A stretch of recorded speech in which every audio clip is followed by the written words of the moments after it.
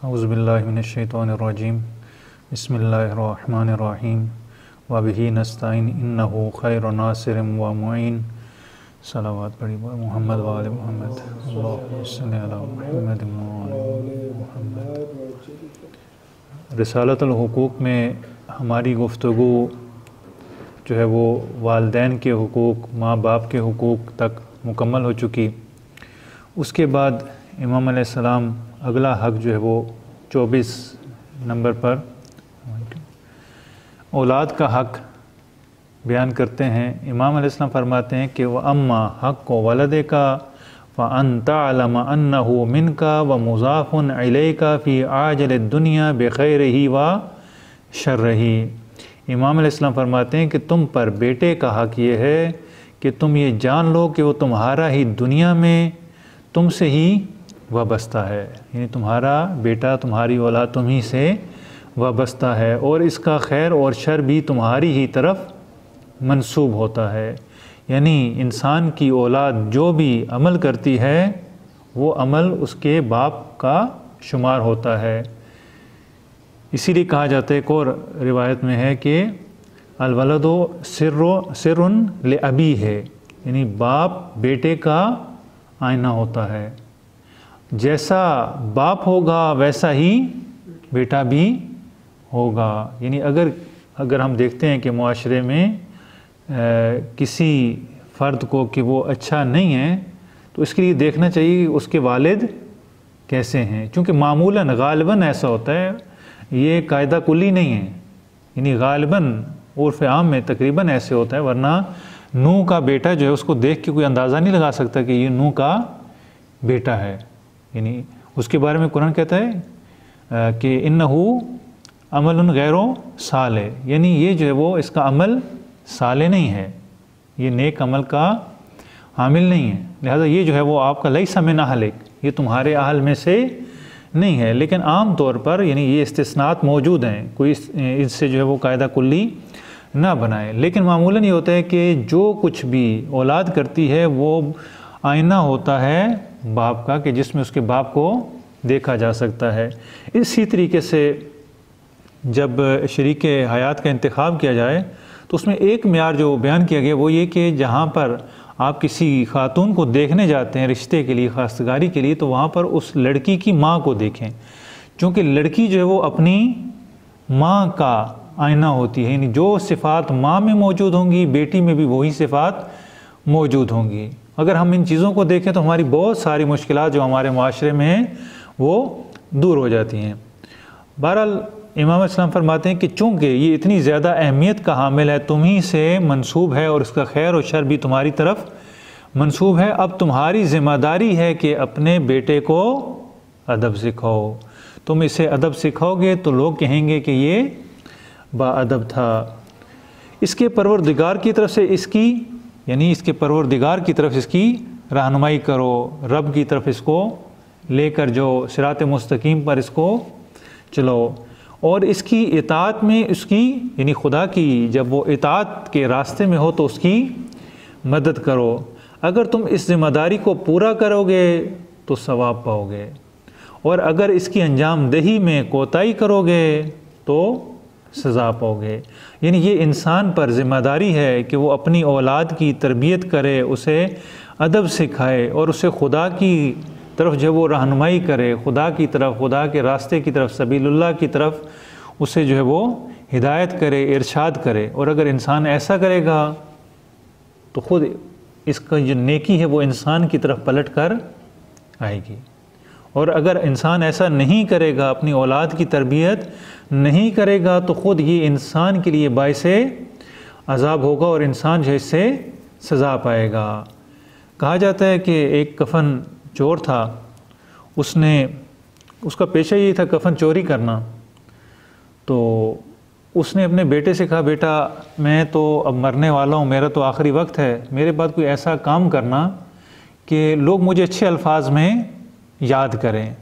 उसने कहा, बाबा मसला ही नहीं है, मैं जो वो ऐसा काम करूँगा कि दुनिया आपको याद करेगी, आप क्यों परेशान होते हैं। तो बहरहाल वो मर गया कफन चोर। बेटा जो है उसने भी कफन चोरी शुरू कर दी। अब वो कफन भी चोरी करता था, साथ जो है एक डंडा लेकर मैयत की हालत बिगाड़ देता था।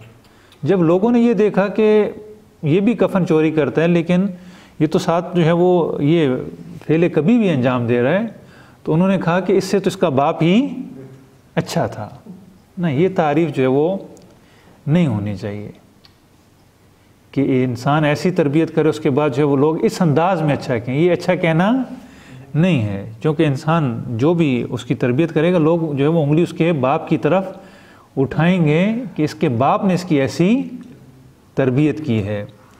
उसके बाद जो वो भाई का हक है, इमाम अलैहिस्सलाम फरमाते हैं कि फ़अम्मा हक़्क़ु अख़ीका फ़अन तअलम अन्नहु यदुका व इज़्ज़ुका व क़ुव्वतुका फ़ला तत्तख़िज़हु सिलाहन अला मासियतिल्लाह।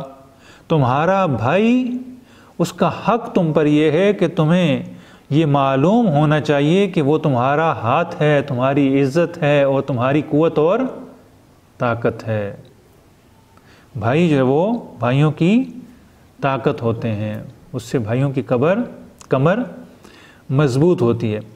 बस इसे खुदा की मासियत और नाफरमानी का ज़रिया और हरबा ना बनाओ और इसके वसीले से खुदा की मखलूक पर जुल्म ना करो। यानी ये ना हो कि दोनों मिलकर मखलूक खुदा पर जुल्म और खुदा की मासियत शुरू कर दो, बल्कि नेक तावनु अलल बिर्रे व तकवा वला तावनु अलल इस्मे वल उद्वान, नेकी के कामों में एक दूसरे की मदद करो और बुराई के कामों में एक दूसरे के साथ ताउन मत करो। लिहाजा उसे मासियत खुदा का ज़रिया और वसीला मत बनाओ और उसके दुश्मन के ख़िलाफ़ उसकी मदद करो, नुसरत करो। अगर उसका कोई दुश्मन है तो ऐसा नहीं कि उसके तरफ दोस्ती का हाथ बटाओ, नहीं, बल्कि दुश्मन के ख़िलाफ़ अपने भाई की मदद करो। फिर अगर वो अपने परवरदिगार का मोती हो जाए, यानी अगर वो सिरात मुस्तकीम पर चलने लगे और उसके हुक्म को तस्लीम करे, फिर तो ठीक है, वरना तुम्हारे नज़दीक खुदा को मुकद्दम होना चाहिए। यानी अगर वो खुदा के रास्ते पर चल रहा है तो फिर तुम्हारी उसके साथ रिश्तेदारी बाकी रहनी चाहिए। लेकिन अगर वो खुदा के रास्ते पर नहीं चल रहा, वो खुदा की मासियत उसने इख्तियार कर ली है, तो अब जो है तुम्हें खुदा को मुकद्दम करना चाहिए, अपने भाई को मुकद्दम नहीं करना चाहिए। और उसे तुम्हारे लिए, यानी खुदा को तुम्हारे लिए अजीम होना चाहिए किसी भी मौके पर। यानी जो भी हमारे रिश्तेदारियाँ, हत्ता माँ बाप के इतने सबसे ज़्यादा हुकूक माँ और बाप के हैं कि उन्हें उफ तक ना कहो। लेकिन अगर वो खुदा की मासियत का हुक्म दें और ऐसा काम कहें कि जो जिससे खुदा की मासियत लाजिम आ रही हो, अब ऐसे में जो है वो माँ बाप का हुक्म इस मोरद में आप नहीं मान सकते, उनकी बेहतरामी नहीं करनी। लेकिन ऐसे मवारद में, मसलन माह रमज़ान है, अब वालिदैन को बसा औक़ात बच्चों से ज़्यादा मोहब्बत होती है। वालिदैन कहते हैं कि मेरा बेटा रोज़ा रखेगा तो इससे जो है वो कमज़ोरी हो जाएगी, ये हो जाएगा, वो हो जाएगा, तो वो अपने बच्चों को कहते हैं कि आप रोज़ा ना रखें। लेकिन अगर बच्चा आकिल और बालिग हो तो ऐसी सूरत में वो वालिदैन का ये हुक्म नहीं मानेगा, चूँकि इससे खुदा की नाफरमानी लाजिम आती है। इसी तरीके से मियाँ बीवी, चूँकि बहुत ज़्यादा हुकूक हैं इनके आपस में, अगर शोहर कोई बीवी को हुक्म देता है कि जिससे खुदा की मासियत लाजिम आती है, नमाज तर्क होती है, रोज़ा तर्क होता है, कोई और ऐसा वाजिब तर्क होता है, तो इस हुक्म में बीवी अपने शोहर की इताअत नहीं करेगी, क्योंकि खुदा की इताअत हर दूसरे फ़र्द की, गैरुल्लाह की इताअत से वाजिब तर है। यानी खुदा की किसी भी सूरत में मासियत नहीं की जा सकती। इसके बाद इमाम अलैहिस्सलाम फरमाते हैं कि ऐसा शख्स कि जिसे आज़ाद किया जाए, यानी आज़ाद करने वाले का हक़, अगर कोई शख्स किसी को आज़ाद करता है, चूँकि अभी तो ग़ुलामी का दौर नहीं है, उस दौर में होता था कि कोई किसी को, ग़ुलामों को आज़ाद करवा दिया करते थे नेकी की खातिर। आजकल जो है वो ग़ुलाम तो नहीं रहे, लेकिन ये परिंदे जो है वो कैद करके लाते हैं और दूसरे अफराद उन्हें पैसे दे के जो है वो चिड़ियाँ आज़ाद करवा देते हैं कि हमने सवाब का काम किया। सबसे पहले तो ये काम होना चाहिए कि वाइल्ड लाइफ वालों को आना चाहिए, इन्हें पकड़ना चाहिए कि आपने क्यों इन बेगुनाह परिंदों को कैद करके, और ये आपने कौन सा कारोबार बनाया, इतनी ज़हमत, आप जितनी ज़हमत इसमें करें, इतनी ज़हमत से आप किसी को मेहनत मजदूरी करें ताकि आपको कुछ हासिल हो। ये आप खुदा की मखलूक को पकड़ कर पिंजरे में बंद करते हैं और फिर लोगों से जो है वो थोड़े से पैसे लेकर इसको आज़ाद करते हैं, और वो आज़ाद करने वाला भी जो है वो आकर ये नहीं कहता कि तुमने इन्हें पकड़ा क्यों है, और वो पैसे दे के समझते हैं कि हम नेकी का काम करें। नहीं, ये नेकी नहीं है। लेकिन उस दौर में ग़ुलाम हुआ करते थे। कल भी अर्ज़ किया कि इमाम ज़ैनुल आबिदीन उनको तरबियत करते और फिर उसके बाद आज़ाद कर देते थे कसीर तादाद में, यानी सैकड़ों की तादाद में जो है वो ज़िक्र है कि इमाम अलैहिस्सलाम ने ग़ुलामों को आज़ाद किया, उनकी तरबियत की। हत्ता अगर किसी से गलती हो जाती थी तो इमाम अलैहिस्सलाम, मसलन एक कनीज़ उसने वज़ू करवा रही थी इमाम अलैहिस्सलाम को, पानी उसने ला कर दिया, पानी इमाम अलैहिस्सलाम पर गिर गया तो वो डर गई, खौफज़दा हो गई। जब देखा इमाम अलैहिस्सलाम ने कि ये खौफज़दा हो गई है तो इमाम अलैहिस्सलाम ने उसको राह खुदा में आज़ाद कर दिया। यानी इस तरीके से बहाने बहाने से इमाम अलैहिस्सलाम ग़ुलामों को आज़ाद किया करते थे। इमाम अलैहिस्सलाम फरमाते हैं फ़अम्मा हक़्क़ु मौलाका अल मुनइम अलैका फ़अन्त तअलम अन्नहु अनफ़क़ फ़ीका मालहु व अख़रज मिन ज़ुल्ल रिक्क़ि व वहशतिही इलल इज़्ज़िल हुर्रियति व उनसिहा फ़तलका मिन अस्रिल मलकिही व फ़क्क अनका कैदिल उबूदियति। इमाम अलैहिस्सलाम कहते हैं कि जो तुम्हारा, जिस मालिक ने तुम्हें नेमत से नवाजा है, जिसने तुम्हें आज़ाद करवाया है, इसका तुम पर हक़ ये है कि तुम्हें ये मालूम होना चाहिए कि उसने तुम्हें आज़ादी दिलाने के लिए अपना माल खर्च किया। अभी भी लोग होते हैं कैदियों को, जो बेगुनाह कैदी होते हैं, इनको पैसे देकर, ख़ुसूसन इन माह रमज़ान के दिनों में, यहाँ पर पाकिस्तान में मालूम नहीं कि होता है या नहीं होता, लेकिन ईरान में ये अच्छी एक रस्म है कि चूँकि बेगुनाह कैदी भी होते हैं, मसलन किसी का कर्ज़ कोई अदा नहीं कर सका किसी भी वजह से, मजबूरी की वजह से, ना होने की वजह से, तो उसको जो है वो जेल में भेज देते हैं, या बहुत सारे और ऐसे इज्तिमाई मसाइल हैं जिसकी वजह से ये लोग जो है वो जेलों में चले जाते हैं। तो फिर जो खैरीन होते हैं वो माह रमज़ान में ऐसा करते हैं कि उनकी जगह पे जितना वो मकरूज़ होते हैं उनकी जगह पे पैसा दे देते हैं और कैदी आज़ाद करवा देते हैं। आज जो है वो ये ग़ुलामी इस सूरत में मौजूद है। तो इमाम अलैहिस्सलाम फरमाते हैं कि तुम्हें उसने शुक्रगुज़ार होना चाहिए कि जिसने अपना पैसा खर्च करके तुम्हें आज़ाद किया, तुम्हें ग़ुलामी की ज़िल्लत और वहशत से निकाल कर हुर्रियत और आज़ादी की इज़्ज़त में पहुँचाया, मिल्कियत की असीरी से तुम्हें आज़ाद करके तुम्हें ग़ुलामी की ज़ंजीरों से निजात दिलाई, ज़िंदा से आज़ादी दिलाकर तुम्हें तुम्हारे अपने नफ्स का मालिक बनाया और तुम्हें परवरदिगार की इबादत के लिए आसूदा खातिर कर दिया। ये जो कुछ हुआ इसमें से सबसे अहम बात यह कि तुम अपने खुदा की मालिक की, जो हकीकी मालिक है, उसकी आज़ादी से इबादत कर सकते हो। जान लो कि वो तुम्हारी हयात व ममात में तुम्हारे सारे अजीज़ों से ज़्यादा तुमसे करीब है, क्योंकि उसका बहुत बड़ा हक़ तुम्हारी गर्दन पर है। बस वो राह खुदा में सबसे ज़्यादा तुम्हारी मदद और नुसरत का मुस्तहिक है कि तुम उसकी हिमायत और नुसरत करो। जब तक उसे ज़रूरत हो उसे अपने ऊपर मुकद्दम करो, अगर कभी उस पर बुरा वक्त भी आ जाए तो अपने आप को पेश कर दो। उसके बाद आज़ाद शुदा का हक़, यानी जिसे आज़ाद किया गया हो उसका हक़ क्या है। व अम्मा हक़्क़ु मौलाका अल्लज़ी अनअमता अलैहि फ़अन तअलम अन्नल्लाह अज़्ज़ व जल जअल इत्क़का लहू वसीलतन इलैहि व हिजाबन लका मिनन नार। इमाम अलैहिस्सलाम फरमाते हैं कि और वो ग़ुलाम जो आपने आज़ाद कर दिया हो उसका आप पर हक़ ये है कि आपको मालूम होना चाहिए कि खुदा ने उसे आज़ाद करने में आपको वसीला बनाया है।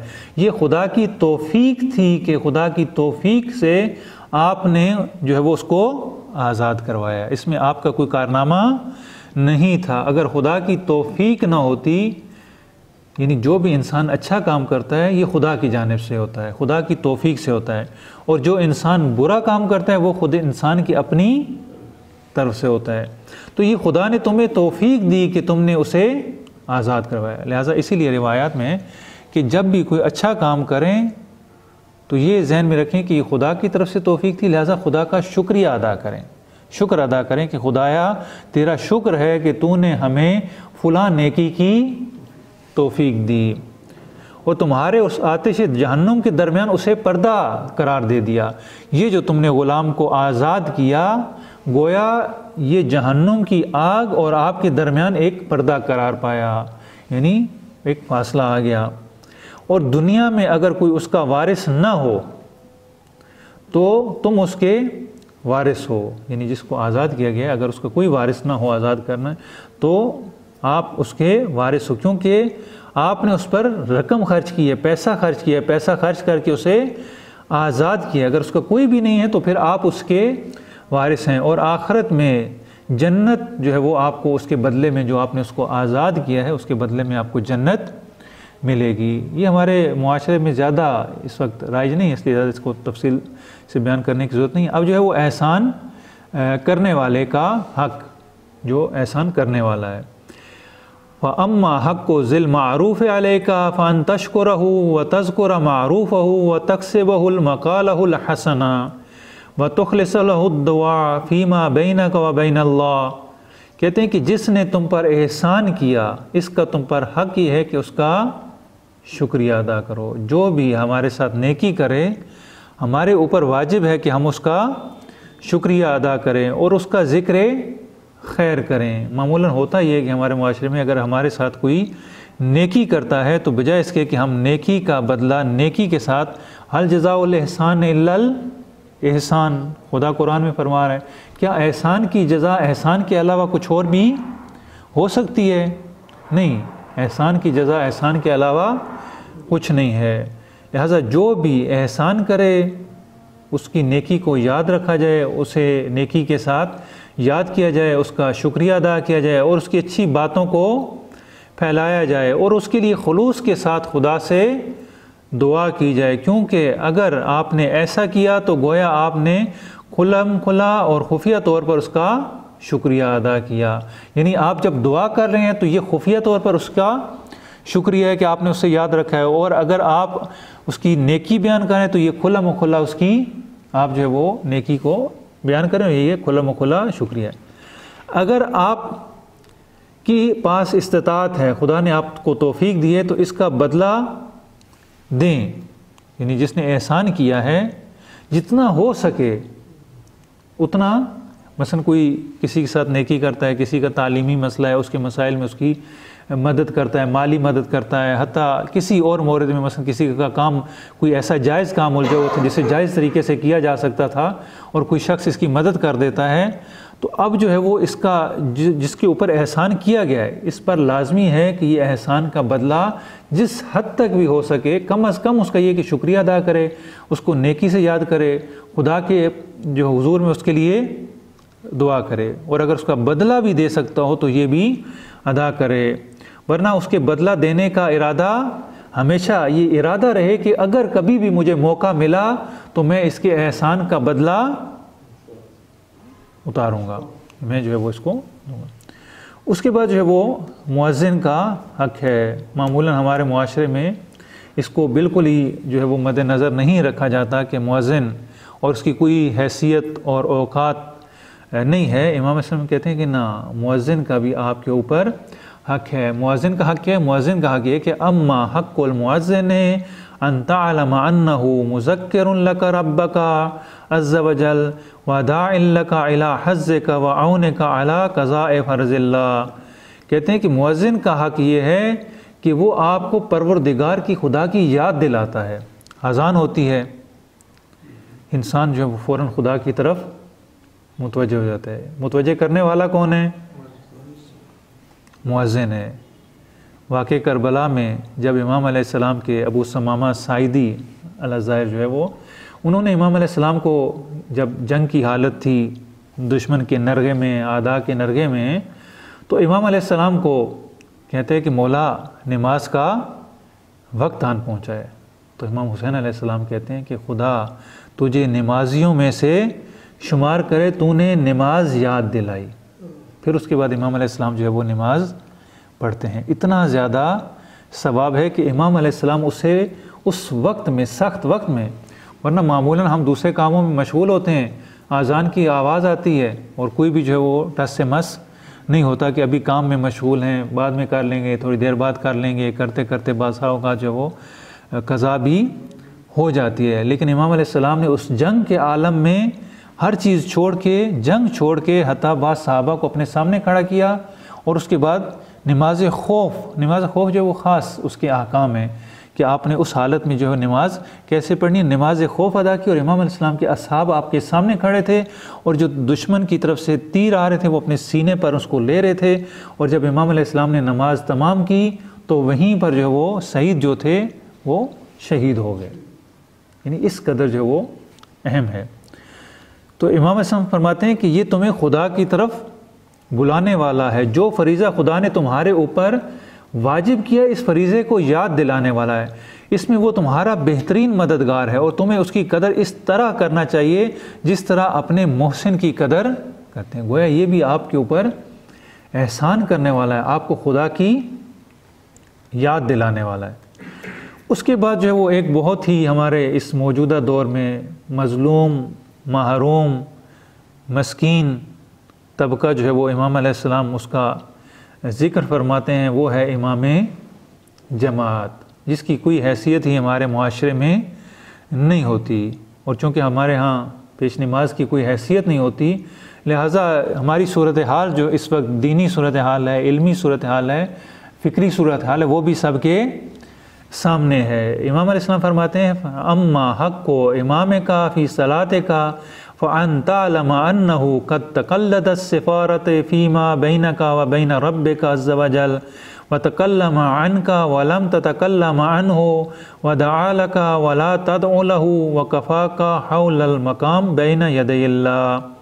कहते हैं कि पेश नमाज का हक़ तुम पर यह है कि तुम्हें ये मालूम होना चाहिए कि उसने आपके और खुदा के दरमियान राब्ते की ज़िम्मेदारी कबूल कर ली। यानी जितने अफराद भी नमाज पढ़ रहे होते हैं इन सब की ज़िम्मेदारी इमाम पर आयद होती है। आप देखें कि जैसे एक जो है वो जहाज़ का पायलट, अब जितने भी सवार उसमें हैं उन सब की जान की ज़िम्मेदारी किस पर होती है?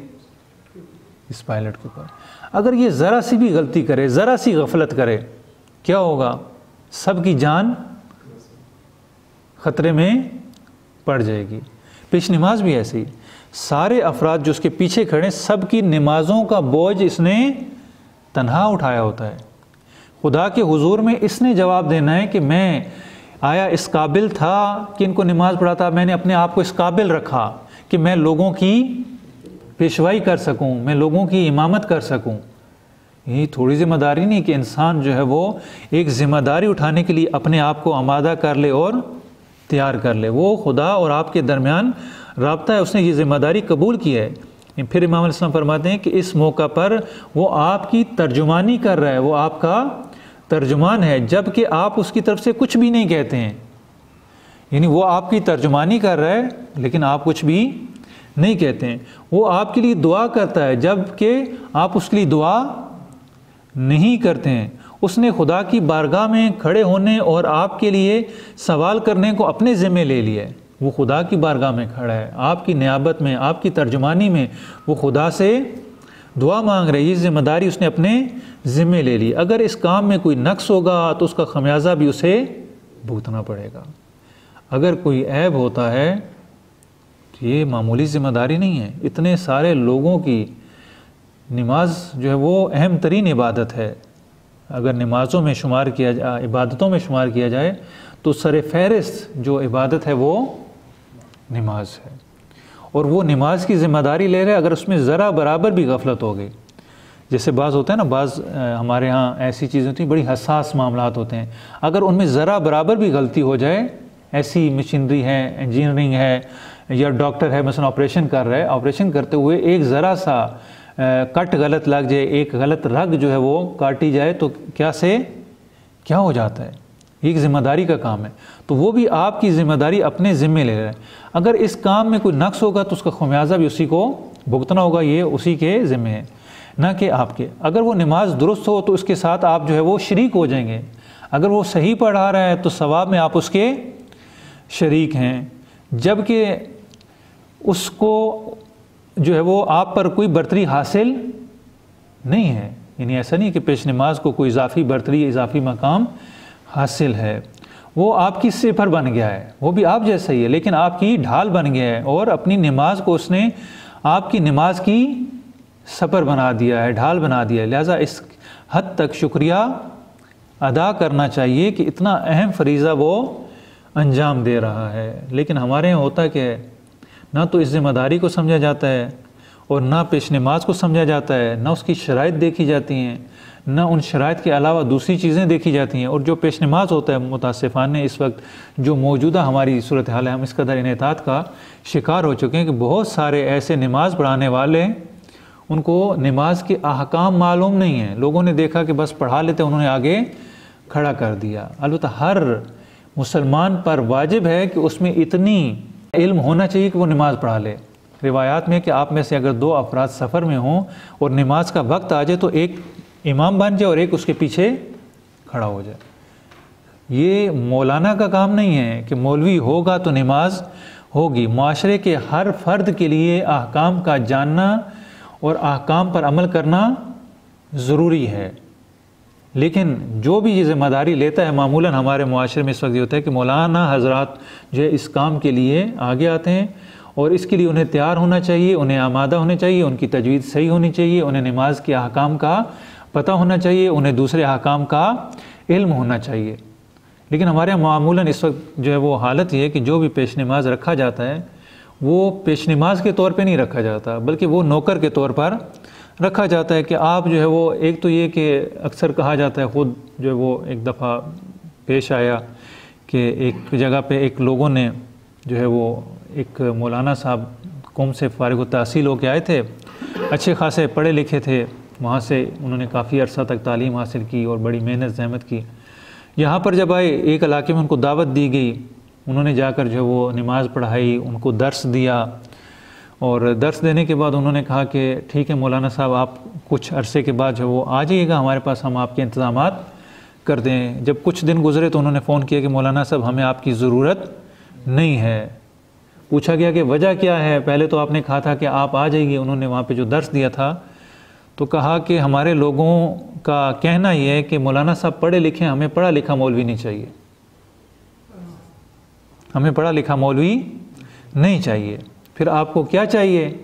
हमें ऐसा मौलवी चाहिए जो हमारे नीचे आराम से रहकर काम करे, जो हमारी बात माने, हम जैसा कहें वैसा ही करता रहे। मामूलन ऐसा होता है कि जो भी मौलाना किसी ने अपनी बारगाह में मस्जिद में रखा होता है तो वो अपना मुलाजिम समझते हैं, मौलाना आपने ये क्यों नहीं किया, मौलाना आपने ये क्यों नहीं किया। फिर मौलाना से उन्होंने फतावा लेने होते हैं, जो भी उनके रोज़मर्रा के मसाइल होते हैं। अब लोग जो है वो कवा खा के आ जाते हैं, कवा खाने के बाद आके मौलाना से कहते हैं मौलाना इसे हलाल कर दीजिए। अब कवे पर आप जितनी भी मौलाना तकबीर फेर लें, कवा तो हलाल नहीं होता। यानी वो आकर मुख्तलिफ़ तरीके से सिचुएशन से कहेंगे मौलाना देखिए बात यह है कि ये हमारी मजबूरी थी, ऐसा था वैसा था। वो अब उनको इस तरीके से घेर के मसला बयान करते हैं कि उनकी कोशिश होती है कि मौलाना जो है उनके हक़ में फ़तवा दे दें। उन्होंने अपने कामों की तोजी के लिए मौलाना को रखा होता है। नहीं, मौलाना इसलिए नहीं होता। मौलाना को ऐसा होना चाहिए कि उसे तमाम अहकाम मालूम होने चाहिए, उसे नमाज़ पढ़ानी आनी चाहिए, उसे दूसरे अहकाम मालूम होने चाहिए, उसे में अदालत मौजूद होनी चाहिए। अगर वो आदिल नहीं है तो वो नमाज नहीं पढ़ा सकता। नमाज के लिए आदिल होना ज़रूरी, उसकी शराइत में से है। उसके बाद इमाम अलैहिस्सलाम फरमाते हैं कि हमनशीन, जो तुम्हारा हमनशीन है उसका हक़ क्या है, जिसके साथ आपका उठना बैठना मामूलन रहता है। ये दोस्त के माना में नहीं, दोस्त जो है वो और माना में इस्तेमाल होता है। व अम्मा हक़्क़ु जलीसे का फ़इन तुलीना लहू जानिबका व तुनसिफ़हू फ़ी मजाज़ाहिल लफ्ज़ वला तकूम मिन मजलिसिका इल्ला बिइज़्निही व मन यजलिसु इलैका यजूज़ु लहुल क़यामु अन्का बिग़ैर इज़्निक। इमाम अलैहिस्सलाम फरमाते हैं कि आपके हमनशीन का हक़ यह है कि उसके साथ नरमी से पेश आएँ और उसके साथ गुफ्तगू के दौरान इंसाफ से काम लें। यानी गुफ्तगू के दौरान इंसाफ ये है कि फ़कत आप अपनी ना सुनाते रहें, बल्कि उसकी भी सुने और बात करते हुए उसको दरमियान से रोकें नहीं। ये खिलाफ़ अदब होता है। उससे एकदम तवज्जो न हटाएं। वो आपके साथ बात कर रहा हो और आपकी तवज्जो किसी और जानिब हो, उसके साथ बैठे हों तो उसकी इजाज़त के बगैर वहाँ ना बैठें। जब आपने बैठना हो तो पहले इजाज़त लीजिए कि क्या मैं यहाँ पर बैठ सकता हूँ, और जो आपके पास बैठा है वो आपकी इजाज़त के बगैर वहाँ से ना उठे।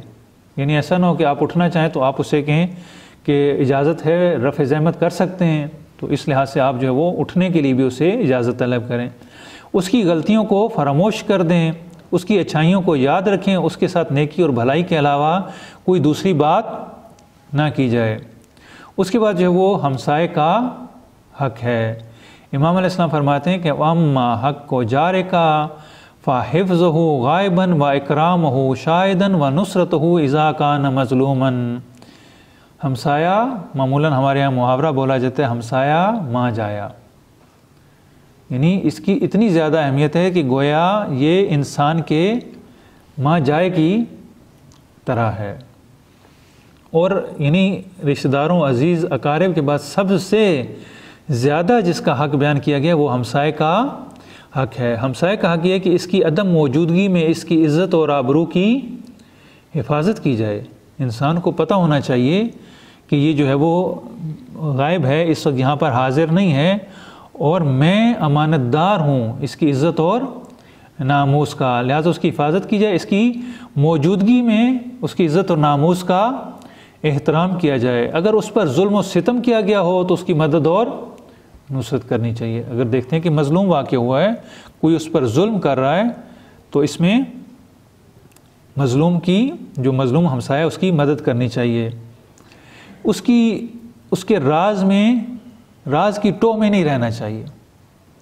यानी होता है हमारे यहाँ मोहल्ले में, कौन आया किसके घर, कौन गया, क्या हुआ क्या नहीं हुआ, वो क्या कर रहे हैं, क्या खा रहे हैं, क्या पी रहे हैं, क्या हो रहा है। कुछ लोगों को जो है वो आदत होती है मोहल्ले भर की ख़बरें लेने की। ऐसे अफराद जिनको शर ख़बरों कहा जाता है कि इन्हें बस आदत होती है कि मोहल्ले की, उन्हें पूरे मोहल्ले की खबर होती है कि किसका शादी किसके साथ हुई, किसका लड़का किसको भगा कर ले गया, किसके घर में ये हुआ, चोरी हुई, किसके घर में ये हुआ। हर चीज़ का उन्हें जो है वो इल्म रहता है। उनकी काम ये होता है कि हर आने जाने वाले से पूछते हैं कि भाई क्या हुआ, क्यों, आपका क्या रब्त है इसके, आप अपने घर की जो उसका मामला है, जो कुछ हुआ, जो कुछ होना है, हर किसी के अपने अपने घर के मामलात हैं। आपको किसी के घर के मामलात से कोई जो है वो सरोकार नहीं होना चाहिए। हर घर किसी के अपने घर के मामलात होते हैं, लेकिन हम जो है वो दखालत करना अपना हक़ और फ़रीज़ा समझते हैं। इसमें खा मर्द हों खा ख़वातीन हों, ये बीमारी आम तौर पर जो हमारे माशरे में पाई रह जाती है कि हम जो लोगों की टो में लगे रहते हैं कि वो क्या करें, और उनमें कमज़ोरियाँ तलाश ना करें। ऐसा ना हो कि किसी की कमज़ोरी तलाश करें। किसी के साथ अगर कुछ ऐसा हो गया हमारे माशरे में, तो हमारे यहाँ होता भी है कि किसी को तसल्ली जब देने जाते हैं तो वो तसल्ली नहीं होती, वो नमक पाशी होती है। यानी बजाय इसके कि किसी के साथ कोई ट्रेजेडी हो गई, हादसा हो गया, मसलन किसी की सेपरेशन हो गई, आपस में मियाँ बीवी जुदा हो गए, जो है वो कुछ ऐसा मसलन हो गया, तो अब जाकर जो है वो उनको जो है वो ऐसे अल्फाज में दिलासा देंगे कि पहले ही वो जो है वो उसका दिल जरीहादार होता है, वो मज़ीद जो है वो दुखी हो जाता है। तो ये नहीं, ऐसा नहीं करना चाहिए कि किसी की कमज़ोरियाँ तलाश करके और फिर जो उसे तसल्ली और दिलासा देने जैसे हमारे लोग पहुँच जाते हैं। इमाम फरमाते हैं कि अगर उसमें कोई बुराई देखें तो उसकी पर्दा पोशी करें। अगर देख लेते हैं कि किसी में कोई कमज़ोरी है, कोई नुक्स है, कोई ऐब है, कोई ऐसी बात है भी, तो कोशिश करें कि उसकी पर्दा पोशी की जाए, ना ये कि उसको जो है वो हाईलाइट किया जाए, माशरे को बताया जाए, ऐलान किया जाए। चूँकि होता ये कि किसी को जब खबर मिल जाती है ऐसे अफराद को, तो ऐसे अफराद पेट के बड़े हल्के होते हैं। अब इनके पेट में दर्द शुरू होना, मरोड़ उठना शुरू हो जाते हैं कि कब हमें कोई ऐसा बंदा मिले कि हम उसको बताएं। फिर ऐसे फ़र्द के कान में जाके कहते हैं कि एक बात है, आप किसी को बताइएगा नहीं, मैं आपको बताता हूँ। वो जो फ़लाँ साहिब है ना, फ़लाँ साहिब के घर में ये हो गया, फिर जाकर उसको बताते हैं। फिर आगे से वो जाकर जो वो करते करते जो है वो पूरे ज़माने में बात फैल जाती है। और इमाम इस्लाम फरमाते हैं कि उसकी पर्दा पोशी करो। अगर आप समझें कि वो आपकी नसीहत को कबूल करेगा तो उसे नसीहत करें। आप देखें कि किसी गलत रास्ते पर है तो उसे नसीहत करें, और वो बात सिर्फ उसके और आपके दरमियान तक महदूद रहे। हमारे यहाँ क्या होता है कि हम जो सबको ऐलान करना शुरू कर दें, देखो इसमें ये बुराई है, हमने इसे समझाया भी है लेकिन ये बात मानने वाला नहीं है। इमाम इस्लाम फरमाते हैं कि नहीं, अगर आपने उसे नसीहत भी की है तो ये नसीहत उसके और आपके दरमियान में महदूद रहे। उसे सख्तियों और मुश्किलात में छोड़कर अलग ना हो, अगर उस पर कोई मुश्किल आ गई है, मुसीबत आ गई है। आप देखें किसी के घर में फौतगी हो जाती है, अभी तो ऐसा नहीं है लेकिन पहले जो है वो ऐसा होता था कि जिसके घर में खुदा न खास्ता जो है वो फौतगी हो जाती है तो सारे अहले मोहल्ला, अजीज़ अकारिब इकट्ठे होकर कि ये दुखी है, ये गमगीन है, अभी जो है वो इस मुश्किल में गिरफ़्तार है, लिहाजा इसकी मदद की जाए। लिहाजा वो मेहमानों के लिए अपने घर से वो चारपाइयाँ ला के देते थे, बर्तन ला के देते थे और सारे इंतज़ामात जो है वो अहले मोहल्ला किया करते थे। अब जो है वो अहले मोहल्ला, अब ये काम मामूलन हमारे मोहल्लों में जो नई हमारी तहज़ीब आ चुकी है इसमें ये काम नहीं होता कि उसको मुश्किलात में छोड़ दिया जाता है। उसकी लग़ज़िशों से दरगुज़र करें और उसके गुनाहों से चश्म पोशी करें। अगर उससे कुछ ख़ता हो गई है तो उस ख़ता को माफ़ कर दें, दरगुज़र कर दें कि कोई मसला नहीं है। हम छोटी छोटी बातों को लेकर जो है वो हमसाये से लड़ने कि आपने ये गली में जो है पानी क्यों फेंक दिया, आपने जो है वो ये काम क्यों कर दिया, आपने जो है वो कूड़ा बाहर क्यों रख दिया, छोटी छोटी बातों पर हमसायों से लड़ना शुरू कर देते हैं। तो इमाम अलैहिस्सलाम फरमाते हैं कि दरगुज़र करना चाहिए, चश्मपोशी करनी चाहिए और उसके गुनाहों को माफ़ कर देना चाहिए, उससे बुजुर्गवारी के साथ पेश आना चाहिए। ये हमसाये का हक़ है। और कहा जाता है कि पैगंबर एक दफ़ा हमसाये के हुकूक बयान कर रहे थे अला ज़ाहिर, तो वहाँ पर लोग कहते हैं कि हमने ये समझा कि गोया हमसाये को विरासत में शरीक कर दिया जाएगा। इतने हक़ पैगंबर ने हमसाये के बयान किए कि हम ये तक समझने लगे कि यह हमारी विरासत में भी शरीक हो जाएगा। इतना जो है वो इसका हक़ है और इतना करीब है। इसके बाद इमाम अलैहिस्सलाम फरमाते हैं कि दोस्त का हक़। इमाम फरमाते हैं कि फ़अम्मा हक़्क़ु साहिब फ़अन तसबहु बित्तफ़ज़्ज़ुल वल इंसाफ़ व तुकरिमहु कमा युकरिमुका व कुन अलैहि रहमतन वला तकुन अलैहि अज़ाबन वला कुव्वता इल्ला बिल्लाह। इमाम अलैहिस्सलाम फरमाते हैं कि आपके रफ़ीक का, आपके दोस्त का, आपके साथी का हक़ ये है कि जहाँ तक आपसे हो सके उसके साथ जो है वो बख्शिश और फ़ज़ल करते रहें, अच्छे अंदाज़ में उसके साथ पेश आएँ। अगर ये ना हो सके तो कम अज़ कम उसके साथ इंसाफ से पेश आएँ और जिस तरह वो आपका एहतराम व इकराम करता है इसी तरीके से आप भी उसका एहतराम व इकराम करें। फिर आपके लिए मोहब्बत का सरमाया होना चाहिए, ना कि अज़ाब का। इंसान जो है वो अमीरुल मोमिनीन फरमाते हैं कि इंसान अपने दोस्त से पहचाना जाता है। ये भी ज़रूरी है कि इंसान देखे कि मैंने किसको अपना दोस्त बनाया है, क्योंकि इंसान जो है वो जिस कबील में, जिस मुआशरे में, जिस अफराद में उसका उठना बैठना होगा, उन्हीं के वो जो उसकी पहचान होगी वही इनकी भी पहचान होगी। लिहाजा इंसान को अपनी दोस्ती में बड़ा मुहतात होना चाहिए कि उसके उठना बैठना, दोस्ती किन के साथ है। और अपनी औलाद पे भी नज़र रखनी चाहिए, स्कूल से लेकर यूनिवर्सिटी तक के बच्चे की दोस्ती किसके साथ है, किस कबील के। उसके उठने बैठने से, उसके बोलने से, उसकी आदत से, उसकी पसंद और नापसंद, बहुत सारी चीज़ों से जो है उसकी दोस्ती का अंदाज़ा लगाया जा सकता है कि इसकी दोस्ती जो फ़लाँ कबील के अफराद से है। ये वालिदैन का काम बनता है कि अपने बच्चे पर नज़र रखें कि कैसे लोगों के साथ, वो किस ख़ानदान के लोग हैं, शरीफ हैं, नजीब हैं, ये शरीफ और नजीब नहीं हैं, उनके साथ दोस्ती रखनी चाहिए या नहीं, ये वालिदैन का काम है। उसके बाद इमाम अलैहिस्सलाम फरमाते हैं कि शरीक का हक़, पार्टनर का हक़ क्या है। व अम्मा हक़्क़ु शरीक का फ़इन गाबा कफ़ैतहु व इन हाज़रा रायतहु वला तहकुम दून हुक्म ही वला तामुल राय का दूना मुनाजरत ही। इमाम अलैहिस्सलाम फरमाते हैं कि शरीक का, पार्टनर का हक़ ये है कि अगर वो मौजूद ना हो तो उसके उमूर को अंजाम दें, जो उसके करने का काम है वो भी आप कर दें। और अगर मौजूद हो तो उसे अपने बराबर समझें, उसे अपने बराबर करार दें, उसके ख़िलाफ़ कोई हुक्म ना दें, उससे मशवरे के बगैर कोई मंसूबा और इरादा ना करें, उसके माल की हिफाजत करें, उसके साथ थोड़ी या ज़्यादा ख़यानत ना करें। मामूलन हमारे यहाँ क्या होता है, हमारे यहाँ पार्टनर बन जाते हैं जब एक फ़र्द देखता है कि मुनाफा हो रहा है और कारोबार जो है वो अब सेट हो गया है, जो है वो अपनी जगह जम चुका है, तो अब वो क्या करते हैं, अब वो कहते हैं कि आहिस्ता से इसको साइड पे कर दिया, हटा दिया जाए, यानी हट जाएगा सारा का सारा जो है वो अब इस मुनाफे के मालिक हम हो जाएंगे। इमाम अलैहिस्सलाम कहते हैं कि आप उसके साथ ज़रा बराबर भी ख़यानत नहीं कर सकते, वो आपके बराबर का शरीक है, उसके मशवरे के बगैर अमल नहीं कर सकते, उसके बगैर कोई मंसूबा नहीं बना सकते, आप ख़ुद सराना कोई काम भी नहीं कर सकते, क्योंकि दो शरीकों के ऊपर उस वक्त तक खुदा का हाथ रहता है जब तक वो एक दूसरे के साथ खयानत ना करें। यानी इस कारोबार में बरकत ही तभी होगी जब ये दोनों मिलकर और एक दूसरे के हुकूक का ख्याल रखेंगे, एक दूसरे की रियायत करेंगे। उसके बाद इमाम अलैहिस्सलाम फरमाते हैं कि माल का हक, माल का हक ये तो कभी हमने सोचा ही नहीं है कि इंसान के माल का भी इंसान पर हक हो सकता है। इमाम अलैहिस्सलाम फरमाते हैं कि माल का हक ये है कि उसे हलाल तरीके से हासिल किया जाए, यानी उस रास्ते से आना चाहिए जो खुदा ने रास्ता मुअय्यन किया है, और हलाल कामों ही में खर्च होना चाहिए। ऐसा नहीं है कि माल कमा रहे हैं और उसको ऐसे ही उड़ा दें। अलबत्ता जो हलाल का माल होता है वो हलाल के रास्ते ही में खर्च होता है, और जो हराम का माल होता है वो हराम के रास्ते में खर्च होता है।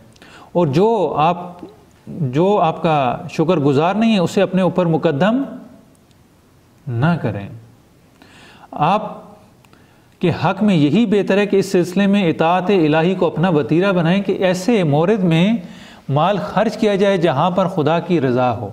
अगर खुदा की रज़ा नहीं है तो वहाँ पर माल खर्च ना किया जाए। उसके बाद जो वो कर्ज खा का हक़ है कि कर्ज खा का हक़ क्या है।